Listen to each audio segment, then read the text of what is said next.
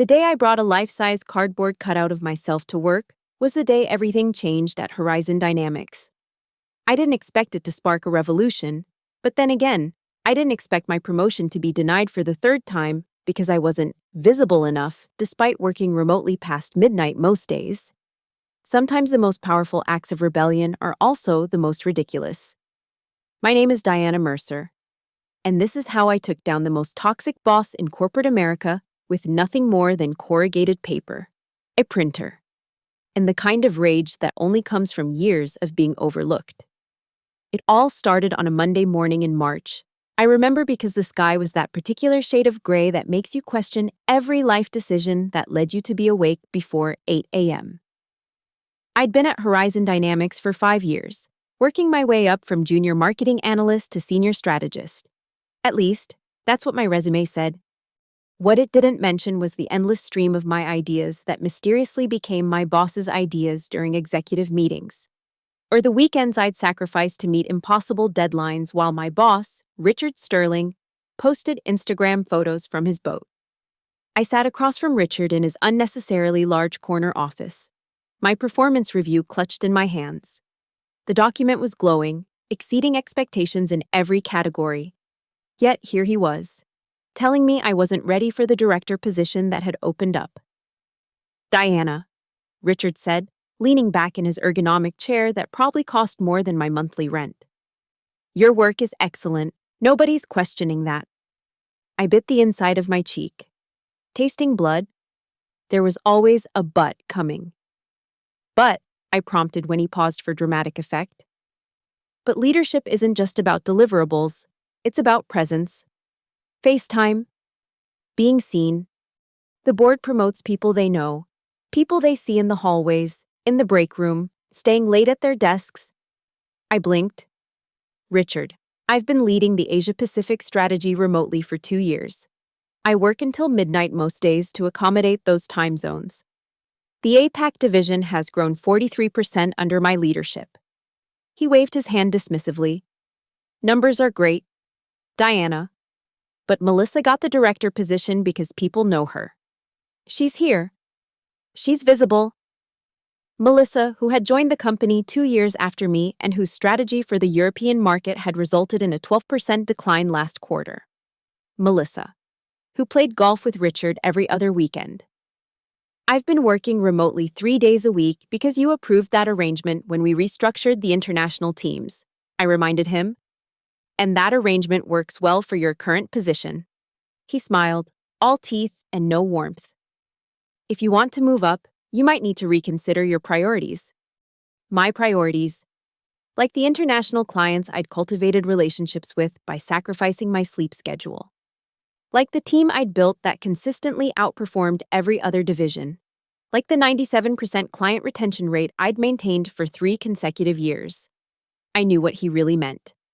My priority should be making Richard look good by sitting at my desk where executives could see me, regardless of whether that actually produced better results. "I see," I said, because what else could I say?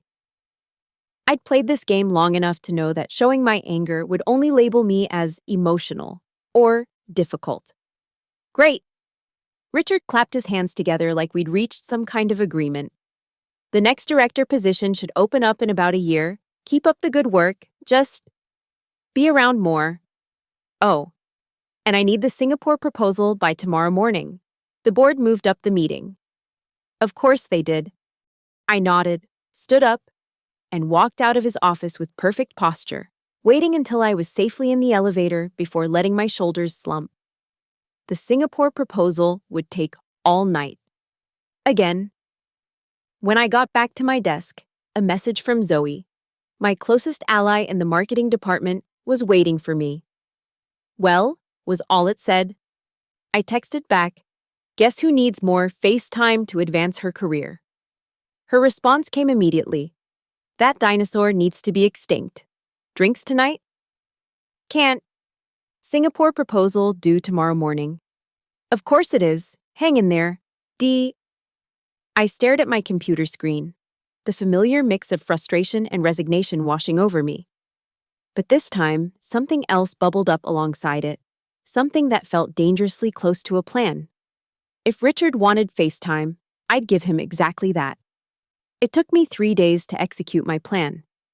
3 days of smiling through meetings, working on the Singapore proposal until 3 a.m., and using my lunch breaks to research printing services. By Thursday, I had ordered a life-sized cardboard cutout of myself, professionally printed from a photo Zoe had taken of me looking thoughtfully at my computer. Coffee cup in hand, I chose Friday to bring it in, casual Friday, when Richard usually worked from home after his Thursday evening golf games. The irony wasn't lost on me. I arrived at the office early, before most people got in. The security guard, Tony, raised an eyebrow at me struggling with the awkward cardboard doppelganger, but buzzed me in without comment. I took the elevator to the 15th floor and positioned cardboard Diana at my desk. Angled just so, visible from the hallway, but not so obvious that someone walking by would immediately notice it wasn't actually me. Then I went home, set up my laptop, and prepared to work remotely as usual. Around 10 a.m., my phone buzzed with a text from Zoe. "OMG, is that what I think it is at your desk?" I smiled and replied, "Do you like her? I think she really captures my essence of dedicated employee who is visibly present." Richard is going to have an aneurysm. He came in unexpectedly for some executive lunch thing. Perfect. I hadn't anticipated Richard coming in, but this was even better. I imagined him walking past my desk, seeing me there, and feeling satisfied that I'd taken his feedback to heart. "Has he noticed?" I asked. "Not yet, but the lunch is at noon. He'll definitely walk by then." I spent the morning actually being productive, finalizing the Singapore proposal and starting on the quarterly report that wasn't due for another 2 weeks. Around noon, my phone started blowing up. Zoe. "Emergency. Richard just walked by your desk and waved at cardboard you." Zoe. "He didn't even notice." Zoe. "Half the department is trying not to lose it." Zoe. "Update, he's in the executive lunch. Marcus from design just came by and took a selfie with cardboard Diana." By 2 p.m., according to Zoe, cardboard Diana had become a minor celebrity in the office. People were stopping by to take photos with her. Someone had given her a post-it speech bubble that said, "I'm so visible right now." And most importantly, Richard remained oblivious. Until he wasn't. At 3:47 p.m., my phone rang. Richard's name flashed on the screen. I took a deep breath and answered with my most professional voice. "Diana Mercer speaking. Where are you right now?" His voice was tight, controlled. "I'm working remotely today, as per my approved schedule.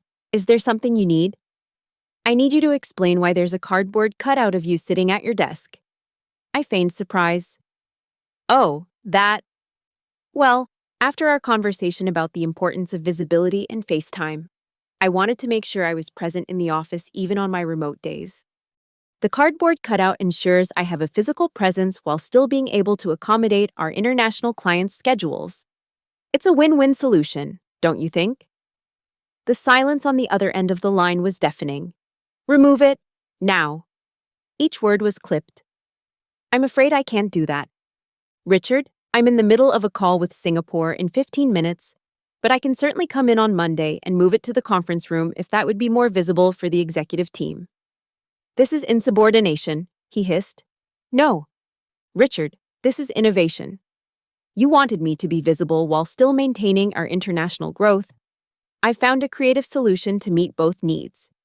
Isn't that what we pride ourselves on at Horizon Dynamics? Creative solutions." I could practically hear his blood pressure rising through the phone. My office, Monday morning, 8 a.m. He hung up. I sat back in my chair, heart pounding. I'd crossed a line, and I knew it. But something had broken loose inside me. Years of swallowing my frustration, of watching less qualified people advance because they played the game better, of being told my extraordinary results weren't enough because I wasn't physically sitting in a specific chair for arbitrary hours. My phone buzzed with another text from Zoe. "Richard just stormed out. What happened?" "I think I might get fired on Monday," I replied. "Worth it. The entire creative department is calling you a legend. Also, HR just walked by and did a double take. Jennifer actually snorted coffee through her nose.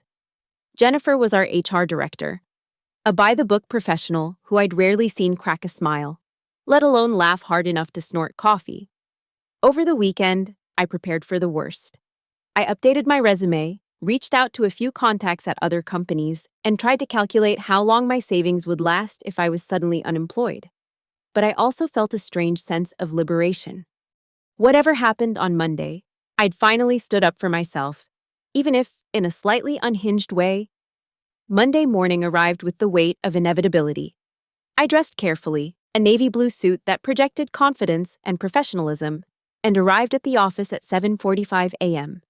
Cardboard Diana was gone from my desk, which wasn't surprising. I imagined Richard had personally removed her, possibly with extreme prejudice. I walked to Richard's office at exactly 8 a.m., knocked once, and entered without waiting for a response. Richard sat behind his desk, but he wasn't alone. Jennifer from HR sat in one of the visitor chairs, and beside her was a woman I recognized as Catherine Wells, the Chief Operations Officer. This was worse than I thought.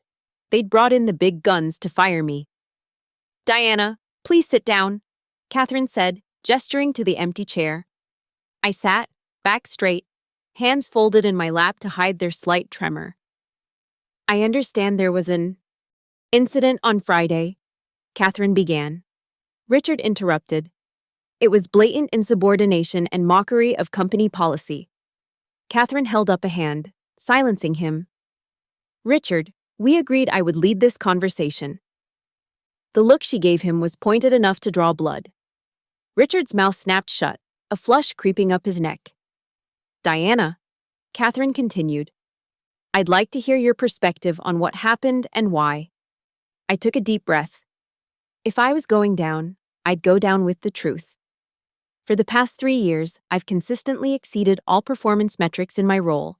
I've grown the APAC market by 43%, maintained a 97% client retention rate, and built a team that regularly outperforms all other divisions. Despite this, I've been passed over for promotion 3 times, most recently in favor of someone with objectively worse performance numbers. I paused, but no one interrupted me. When I asked Richard why, he informed me that despite my results, I lacked sufficient face time in the office. This despite the fact that my remote work arrangement was specifically approved to accommodate international clients in different time zones, which often has me working until midnight or later. I looked directly at Catherine. The cardboard cutout was admittedly an unorthodox response, but it highlighted the absurdity of valuing physical presence over actual results. If the company wants to fire me for that, I understand. But I stand by my work and my worth. Catherine studied me for a long moment, then turned to Jennifer. "Could you please bring in the others?" "Others? What others?" Jennifer stepped out and returned moments later with 3 people: Zoe, Marcus from the design team, and Tara, the head of our data analytics department. I shot Zoe a confused look, but she just gave me a small, encouraging smile. "These employees have asked to speak on Diana's behalf," Jennifer explained. For the next 20 minutes, I sat in stunned silence as my colleagues detailed instances where Richard had taken credit for my work, where he'd dismissed my ideas only to present them as his own weeks later, and how the remote work arrangement that was now being held against me had been Richard's idea in the first place to cut down on office space costs. Tara presented data showing that remote workers in our department actually outperformed their in-office counterparts by an average of 26% in productivity metrics. Marcus shared screenshots of the company's own marketing materials that proudly touted our flexible work arrangements for the modern professional. When they finished, Catherine thanked them, and they filed out, Zoe squeezing my shoulder as she passed. "Richard," Catherine said once the door closed, "could you explain why an employee with Diana's performance record has been repeatedly passed over for promotion?" Richard shifted uncomfortably. "As I explained to Diana, leadership roles require a physical presence. Our last board meeting was conducted with 3 members attending virtually." Catherine interrupted, "Including me, from my daughter's college graduation in Boston. Are you suggesting I'm not demonstrating leadership? Richard paled. That's different. Is it? Or is it possible that you've been applying different standards to different employees? The room fell silent. Richard looked like he might be sick. Catherine turned to me. Diana, I owe you an apology. This situation should never have escalated to the point where you felt a cardboard protest was your only recourse. That's a failure of leadership. Our leadership? She then did something completely unexpected. She laughed. Though I have to say, from what I've heard, Cardboard Diana made quite an impression. Jennifer tells me the morale in the office on Friday afternoon was the highest it's been in months. I wasn't sure how to respond, so I just nodded. Here's what's going to happen, Catherine continued. The Director of International Strategy position has just opened up. Given your performance with the APAC region, I believe you're the perfect candidate. The role is primarily remote, with quarterly visits to our international offices. Would that interest you? I blinked, certain I'd misheard. Yes, absolutely. Good. Jennifer will work with you on the details. She turned to Richard. As for you, Richard, we'll be conducting a thorough review of your management practices. In the meantime, you'll be participating in our leadership development program, with a focus on remote team management and unconscious bias training. Richard looked like he'd swallowed a lemon, but he nodded stiffly. That will be all, Catherine said, standing. Diana, walk with me. I followed her out of the office in a daze. Once we were out of earshot, Catherine stopped and turned to me. For the record, that cardboard cutout was brilliant, completely inappropriate, potentially insubordinate, and absolutely brilliant. A smile played at the corners of her mouth. Sometimes it takes a dramatic gesture to expose a broken system. Just, maybe don't make it a regular habit. No promises, I said, surprising myself with my boldness. Catherine laughed. I think we're going to work well together. Diana. Oh. And if you're wondering how this all happened so quickly, your colleagues have been documenting Richard's behavior for months. The cardboard incident just gave them the opening they needed. As Catherine walked away, Zoe appeared at my side, practically vibrating with excitement. So, what happened? Are you fired? Should we start a riot? I've always wanted to flip a table in dramatic solidarity. I shook my head, still processing. I just got promoted to Director of International Strategy. Zoe squealed and threw her arms around me. The cardboard revolution worked. This is the best day ever. Over her shoulder, I spotted Richard leaving his office. Shoulders hunched, our eyes met briefly. And I saw something I'd never seen in Richard Sterling before. Fear of me. And just like that, the balance of power had shifted. There's just one thing I need to know, I said to Zoe as we broke apart. What happened to Cardboard Diana?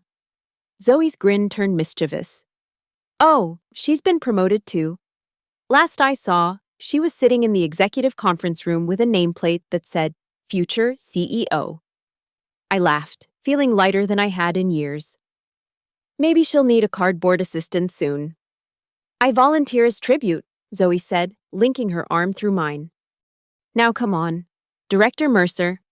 The design team is throwing you an impromptu celebration in the break room. Marcus made a cake that says, FaceTime Champion.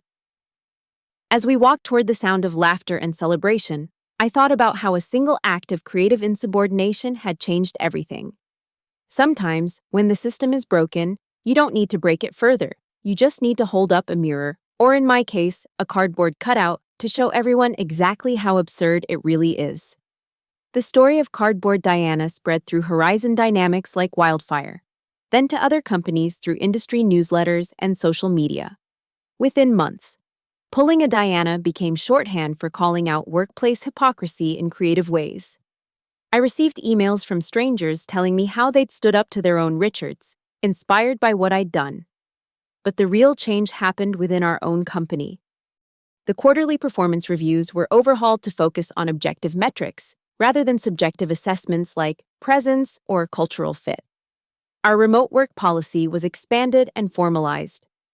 Richard completed his training and, to everyone's surprise, including possibly his own, became an advocate for flexible work arrangements after seeing the data on productivity. As for me, I thrived in my new role.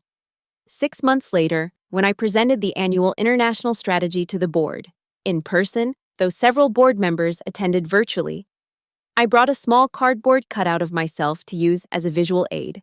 Everyone laughed, including Catherine, who winked at me from across the table.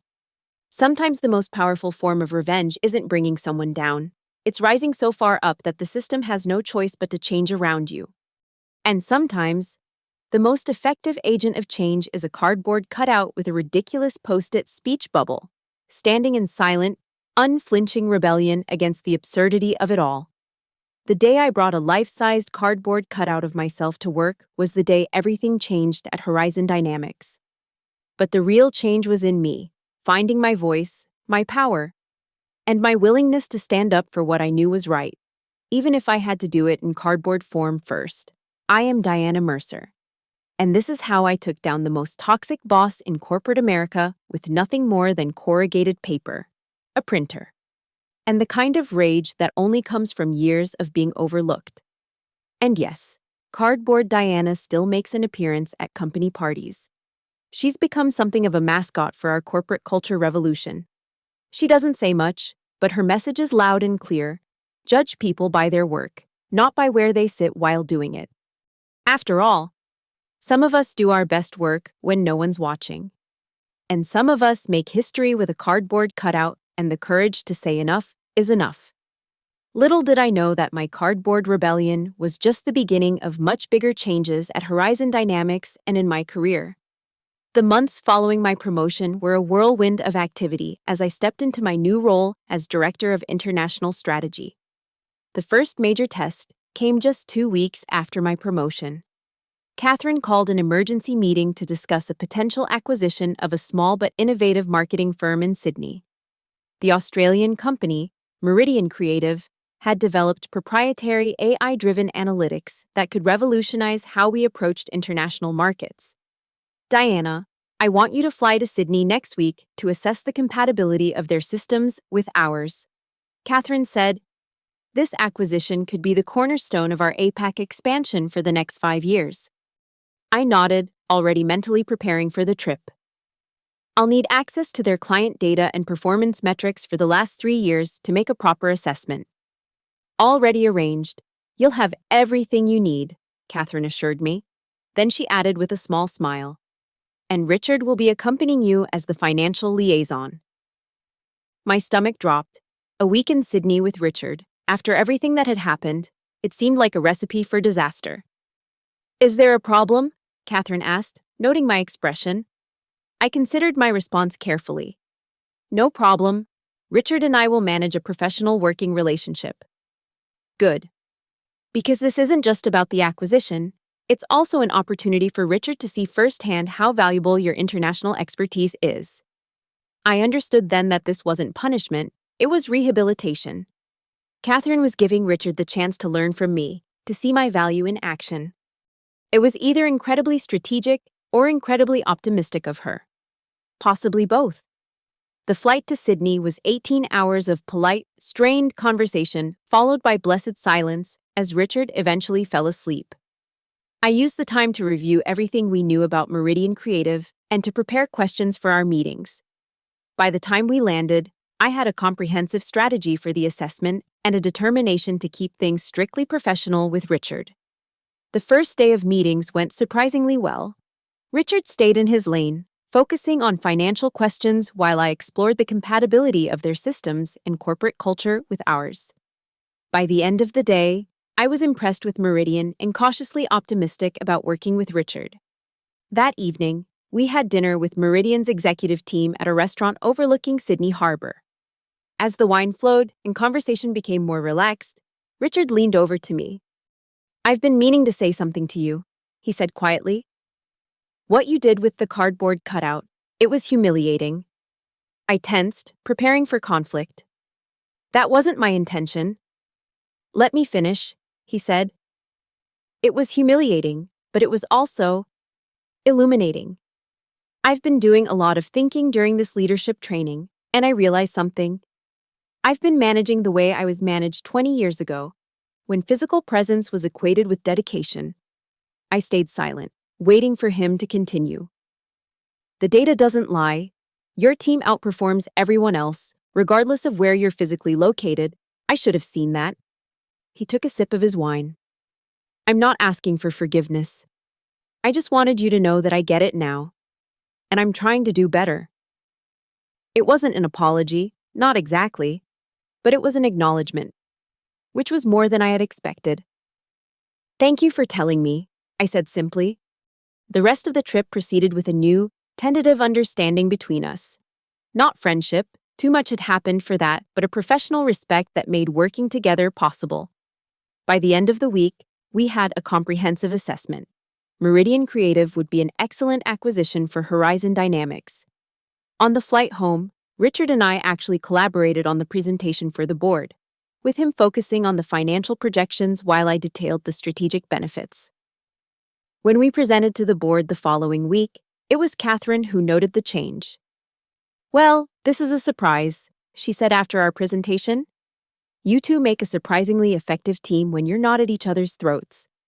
Richard actually laughed. Turns out Diana's ideas are easier to appreciate when I'm not busy taking credit for them. A few jaws dropped around the table. Self-awareness was not a quality Richard had been known for. The board approved the acquisition, and I was put in charge of the integration process. It was a massive undertaking, requiring frequent travel between our offices and the new Sydney branch. For the next 3 months, I lived out of a suitcase, building relationships with our new team members and creating systems to merge our operations seamlessly. During this time, something unexpected happened back at the home office. The story of Cardboard Diana had spread beyond our company and caught the attention of a business journalist who specialized in workplace culture. She reached out to our PR department requesting an interview about our remote work policies and the cardboard incident that had allegedly transformed our corporate culture. PR forwarded the request to me with a note. Your call on this one could be good publicity for our new flexible work initiatives. I hesitated. While the outcome had been positive for me personally, I wasn't sure about publicizing what had essentially been an act of workplace rebellion. I decided to discuss it with Catherine. I think you should do it, she said without hesitation when I brought it to her. Companies talk about innovation and disruption all the time, but few are willing to admit when that disruption comes from within, challenging established practices. It could position Horizon as a forward-thinking workplace. Won't it make us look dysfunctional? Employees bringing cardboard cutouts to work to protest management decisions? Catherine smiled. It makes us look like a company that can recognize when we're wrong and adapt accordingly. That's rare enough to be worth talking about. With Catherine's blessing, I agreed to the interview, with the condition that the focus be on the positive changes in our workplace culture rather than personal conflicts. The journalist, Samantha Reed, met me at our office, where she was visibly delighted to see that Cardboard Diana had a permanent place in our reception area, with a plaque that read, "Innovation takes many forms." So this is the famous cardboard revolutionary, Samantha said, circling my doppelganger with obvious amusement. We prefer workplace efficiency pioneer, I replied with a straight face. The interview lasted 2 hours.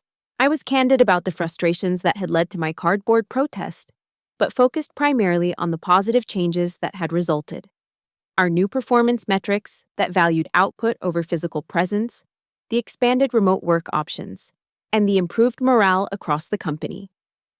And what about your relationship with your former boss? Samantha asked. Sources tell me he's still with the company. Richard and I have developed a professional working relationship, I said carefully. We recently collaborated on a successful international acquisition. People can change when presented with compelling evidence. What I didn't tell her was that Richard had been the one to suggest making Cardboard Diana a permanent fixture in our office as a reminder of the company's commitment to valuing results over FaceTime. It had been his way of owning his past mistakes, and perhaps his first genuinely good management decision. The article, titled, "The Cardboard Executive: How One Woman's Workplace Protest Revolutionized Company Culture," was published a month later in a major business magazine. The response was immediate and overwhelming. My inbox flooded with messages from people sharing their own workplace frustrations and asking for advice on how to advocate for themselves. Catherine called me into her office the day the article came out. "Congratulations," she said, tossing the magazine onto her desk. "You've become something of a workplace culture icon." I winced. "That wasn't my intention." "Few revolutionaries set out to become icons," she replied. "But now that you are one, we should discuss how to leverage this for the company's benefit. And yours." What followed was a 6-month whirlwind of speaking engagements, podcast appearances, and consulting requests, all centered around workplace culture and remote work best practices. Catherine encouraged me to accept these opportunities, seeing them as a way to position Horizon Dynamics as a thought leader in the evolving conversation about the future of work. I found myself in the surreal position of being a sought-after expert on workplace culture transformation, all because I'd brought a cardboard cutout to work in a moment of frustrated rebellion. Life has a strange way of opening doors you never knew existed. The acquisition of Meridian Creative proved to be even more successful than we'd anticipated. Their AI analytics integrated seamlessly with our systems, giving us unprecedented insights into international markets. Within a year, our APAC division had grown by another 37%, and we were expanding into new territories. It was during the celebration of this milestone that Catherine pulled me aside with unexpected news. "I'm being promoted to CEO," she said without preamble. "The board voted this morning." "Catherine, that's wonderful," I exclaimed. "Congratulations." "Thank you. And my first act as CEO will be to recommend you as my replacement for COO." I stared at her, certain I'd misheard. "I've only been a director for a year." "A year in which you've overseen a successful international acquisition, integrated new technology across our global platforms, become the face of our progressive workplace policies, and continue to deliver exceptional results." She counted off each point on her fingers. "The board has already indicated their support. Unless you're not interested." My mind raced. Cutout was beyond anything I'd imagined for myself. At least at this stage in my career, the role would involve overseeing all operational aspects of the company, from marketing to finance to human resources. It was a massive responsibility and a massive opportunity. "I'm definitely interested," I said. "But what about Richard? Won't he expect to be in the running for COO?" Catherine's expression softened slightly. "Richard has actually accepted a position with another company. He came to me last week. Said he felt it was time for a fresh start where he could apply what he's learned without the shadow of past mistakes." I felt a complicated mix of emotions at this news. Richard and I had reached a place of professional respect, but there was still too much history for a truly comfortable working relationship. His departure would remove that tension, yet I found myself hoping he would find success in his new role, applying the lessons he claimed to have learned. "He recommended you for COO, by the way," Catherine added. "Said there was no one better suited to help lead the company into the future." That surprised me more than the promotion itself. Perhaps Richard had changed more than I'd given him credit for. The board confirmed my promotion to COO 2 weeks later. At the announcement ceremony, Catherine presented me with a small gift box. Inside was a miniature cardboard cutout of me, now wearing a tiny COO nameplate. "A reminder of where you started," she said with a smile, "and how far you've come." The original life-size cardboard Diana remained in our reception area, but we added something new beside her, a wall where employees could post anonymous suggestions for improving workplace culture. We called it the Innovation Wall, but everyone referred to it as Diana's Rebellion Board. Each quarter, we implemented the top 3 ideas, creating a continuous cycle of employee-driven improvements. As COO, I made it my mission to ensure that no employee would ever feel as overlooked or undervalued as I had. We instituted blind performance reviews to reduce bias, created clear promotion paths based on objective criteria, and expanded our flexible work options to include job sharing and compressed work weeks. The most significant change, however, was in how we defined and recognized leadership. physical presence was no longer a factor in promotion decisions.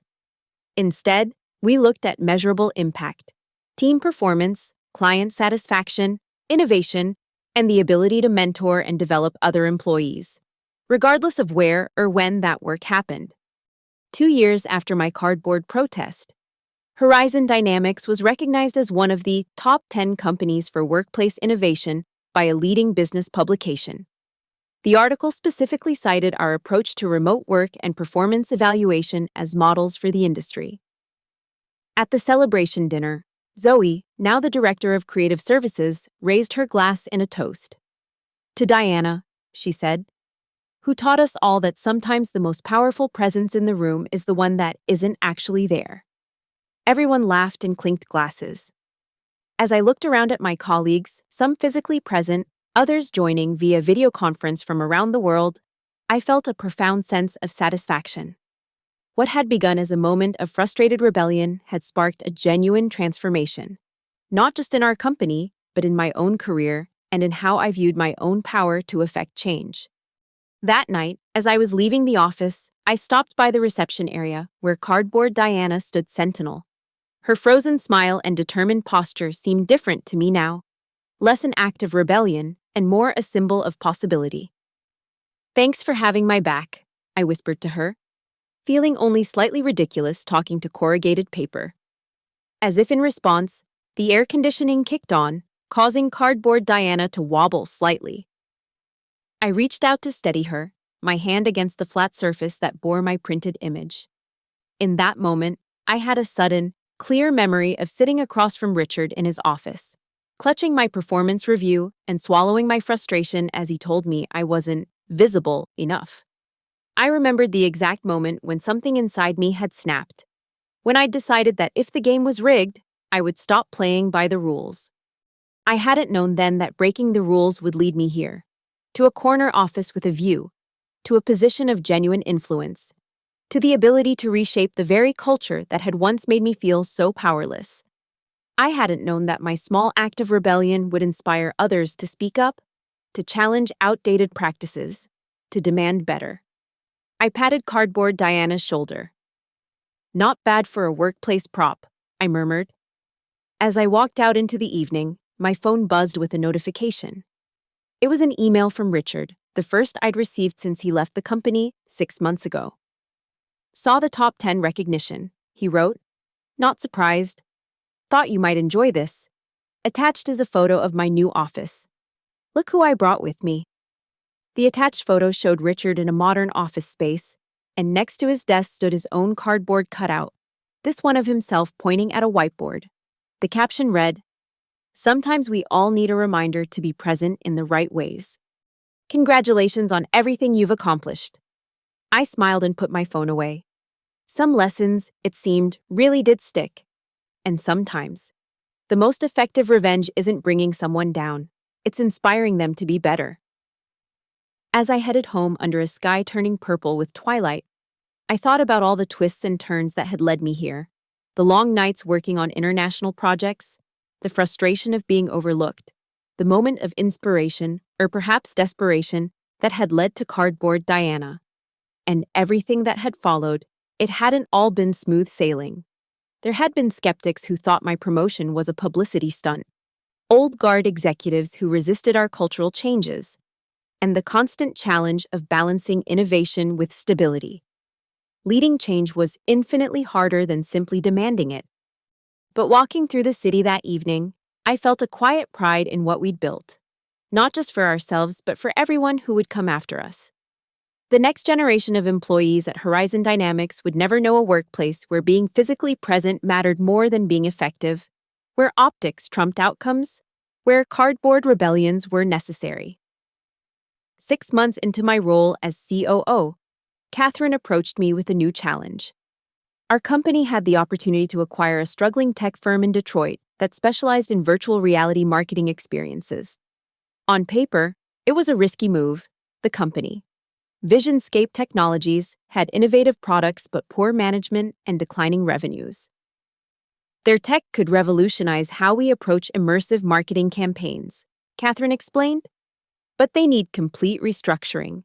I want you to handle it personally. The assignment would require me to spend at least 3 months in Detroit, working on site to evaluate personnel, restructure operations, and determine if the acquisition was worth pursuing. The irony wasn't lost on me. I, who had fought against the necessity of physical presence, was now being asked to be physically present for an extended period. What about my COO responsibilities here? I asked. We'll manage remotely, Catherine said with a small smile. After all, we've built a company that values results over FaceTime, haven't we? I arrived in Detroit on a frigid January morning. Visionscape occupied 3 floors of a renovated industrial building in the city's emerging tech district. The reception area featured stunning virtual reality displays showcasing their technology. But the excitement of the visuals contrasted sharply with the tense, subdued atmosphere among the employees. My first meeting was with Visionscape's founder and CEO, Garrett Wilson, a brilliant programmer with notoriously poor people skills. He sat across from me in the conference room, arms crossed defensively. Let me guess, he said before I could even introduce myself properly. You're here to tell us how to run our company, cut half our staff, and strip our technology for parts. Actually, I replied calmly, I'm here to determine if your company is worth saving. That decision will depend largely on what I learn in the next few weeks. Garrett scoffed. And you think you can understand what we do in a few weeks? I don't need to understand every line of code to evaluate your operation. But I do need your cooperation, Mr. Wilson. Are you interested in saving your company, or would you prefer I recommend terminating the acquisition talks now? That got his attention. For all his bravado, Garrett knew his company was in trouble. They had brilliant technology but couldn't translate it into sustainable revenue. Without Horizon's investment, they would likely fold within 6 months. Fine, he conceded. What do you need? Access to everything: financial records, employee files, client feedback, development roadmaps. And I want to interview every department head individually. What I discovered over the next 2 weeks was a company full of innovative thinkers led by a founder who couldn't translate vision into structure. Garrett had created a culture where technological brilliance was the only valued currency. Marketing, sales, customer service, all were treated as necessary evils rather than essential components of success. In my 3rd week, I called a company-wide meeting. I stood at the front of Visionscape's largest conference room, facing 80 anxious employees. Garrett sat in the front row, expression guarded. I've spent the past few weeks learning about your company, I began. What I've found is remarkable technology undermined by fundamental structural problems. Your development team creates amazing products that your sales team doesn't know how to sell because marketing hasn't figured out how to position them properly. I paused, noting the defensive postures around the room. This isn't about individual failure, it's about systems failure. You've been operating in silos, with minimal communication between departments. The good news is, that's fixable. I outlined my proposal, a complete restructuring of the company into cross-functional teams, each containing developers, marketers, and sales personnel working together from concept to delivery. I introduced new workflows designed to foster collaboration and emphasize that no layoffs were planned as part of the restructuring. What we're offering is investment, resources, and a path to sustainability. I explained. What we need in return is your commitment to change how you work. Garrett stood up. And if we refuse? Then the acquisition won't proceed, and Visionscape will likely close within 6 months based on your current burn rate. The room fell silent. I don't expect an answer today, I continued. I'm leaving detailed plans with each department head, review them, discuss them, and we'll reconvene in 3 days. As the meeting dispersed, a young woman approached me. She introduced herself as Maya Chen, the head of Visionscape's UX design team. What you're proposing, she said. I've been advocating for something similar for 2 years. Garrett always shut it down. Why do you think that is? I asked. Because it challenges his authority. Silos let him remain the central decision-maker. Cross-functional teams would distribute power. Maya's insight proved invaluable in the weeks that followed. She became my ally in navigating Visionscape's complex internal politics, helping identify which employees would champion change and which would resist it. 3 days later, when we reconvened, I was surprised to see Garrett himself stand up first. "I've reviewed the proposal," he said. "It's not what I would have chosen, but I recognize that my choices haven't been working." He turned to face his employees. "I founded this company because I believed in the power of virtual reality to transform how people experience marketing. I still believe in that vision. If this restructuring gives us a chance to realize it, I'm willing to try." It was a crucial endorsement. With Garrett cautiously on board, the transition began. I extended my stay in Detroit to 6 months, personally overseeing the restructuring. We created 5 cross-functional teams, each focused on a specific market segment. We implemented new project management systems, communication protocols, and decision-making frameworks. The transformation wasn't smooth. Old habits died hard, and some employees struggled with the new collaborative approach. 3 senior developers quit in protest, but, slowly, momentum built. The first project completed under the new structure, an immersive virtual shopping experience for a luxury retailer, came in on time and on budget, something that hadn't happened at Visionscape in over a year. Through it all, I found myself thinking about Cardboard Diana. If someone had told me 3 years ago that my cardboard protest would eventually lead to me restructuring a virtual reality company in Detroit, I would have thought they were delusional. Yet here I was, applying the principles of valuing outcomes over appearances, of challenging traditional structures, of finding creative solutions to entrenched problems. One evening, after a particularly challenging day of mediation between feuding departments, I was working late in my temporary office when Maya knocked on my door. "We have something to show you," she said mysteriously. "In the demo room." I followed her to Visionscape's showcase space, where they demonstrated their VR technology for potential clients. Several employees were gathered, including Garrett. "Put these on," Maya said, handing me a VR headset. I slipped it on and found myself in a virtual office space. It looked remarkably like Horizon's headquarters, down to the details of the reception area.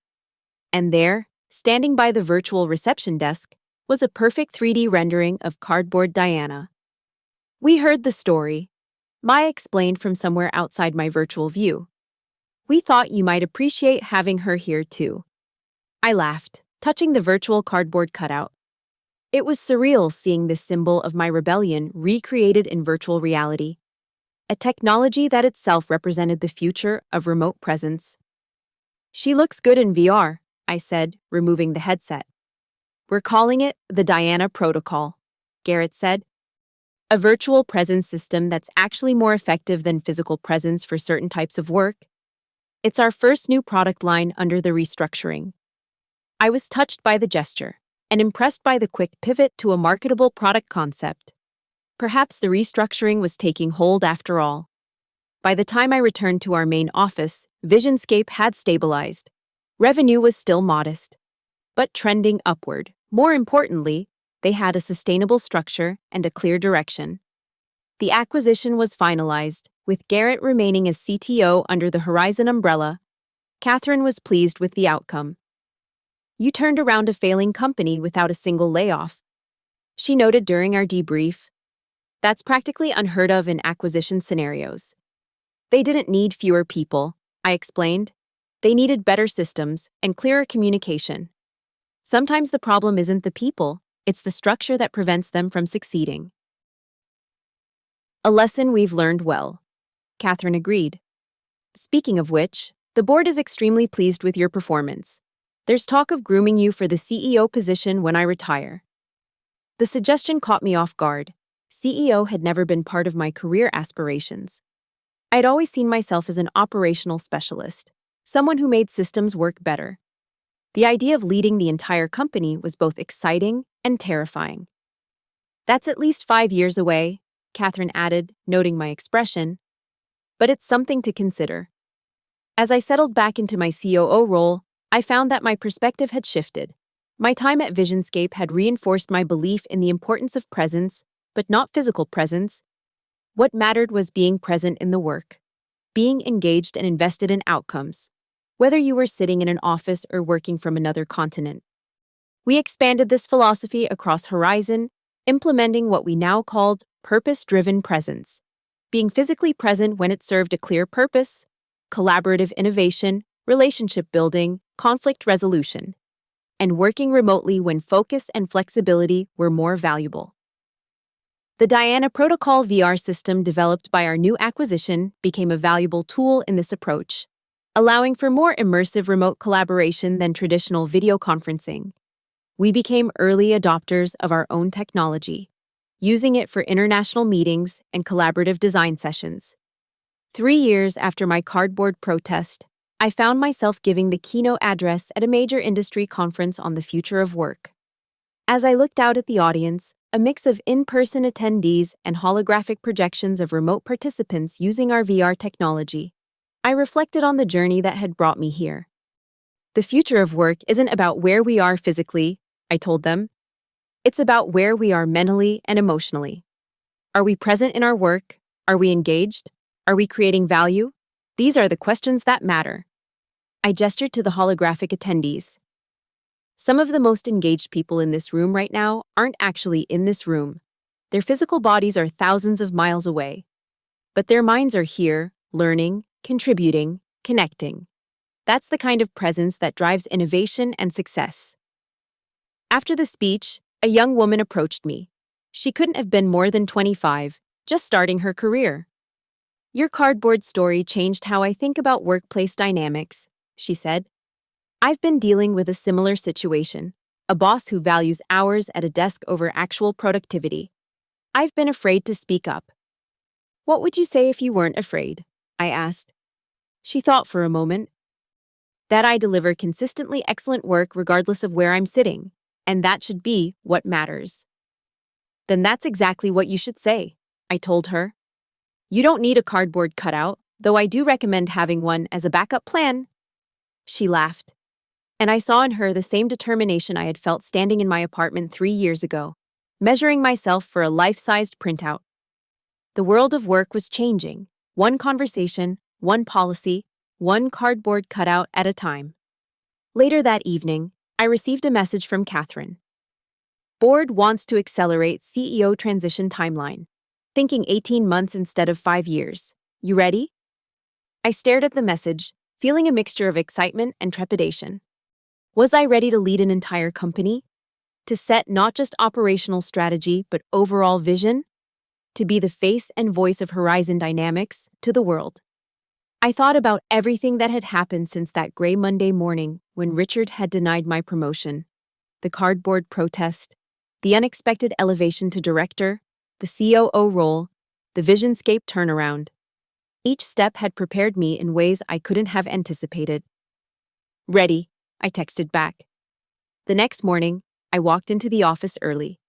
The security guard, Tony, who had buzzed me in with my cardboard doppelganger all those years ago, nodded in greeting. Big day today, Ms. Mercer? He asked. How did you know? He smiled. You've got that look, the same one you had when you came in with your cardboard twin. Like you're about to shake things up. I laughed. I suppose I am. I made my way to the reception area, where the original cardboard Diana still stood.